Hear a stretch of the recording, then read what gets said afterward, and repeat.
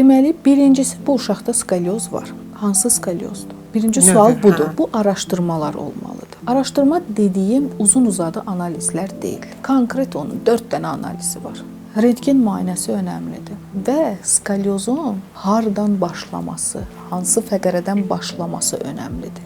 Anadan gəlmə bir qüsur varmı? Bu önəmlidir. Buna baxdıq, təyinatını verdik, yəni artıq gördük ki, burada hansı skolyoz inkişaf edir və buna uyğun müalicə olunmalıdır.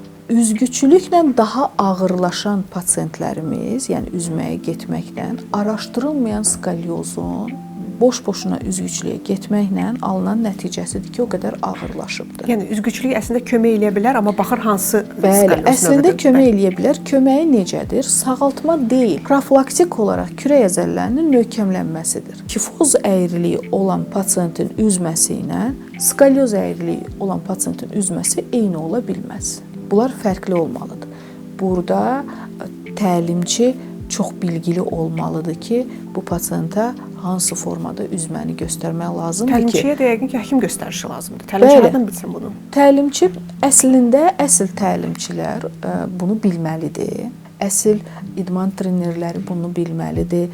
Əsl pilates trenerləri bunları bilməlidir. Çünki bunlar, yəni ki, insan həyatı ilə, belə deyim, oynayırlar da. Proqram düzgün olmasa daha ağır fəsadlar olacaq axı. Biz azmı eşitmişik, pilatesə gedəndən sonra bel ağrılarım artıb, müayinə edilib ki, tutaq ki, yırtıq var idisə onurğada daha çoxalıb. Çünki gücü bədənin hansı hissəsinə salınmasını göstərməyib. Və ya üzgüçülükdə də eyni şey. Kifoz əyriliyinin üzməsi ilə skolyoz əyriliyin üzməsi fərqli olmalıdır. Bu göstərməyib, kifozu daha çoxalıb. Yəni əslində bilməlidirlər, amma həkim müayinəsindən sonra gedilməlidir.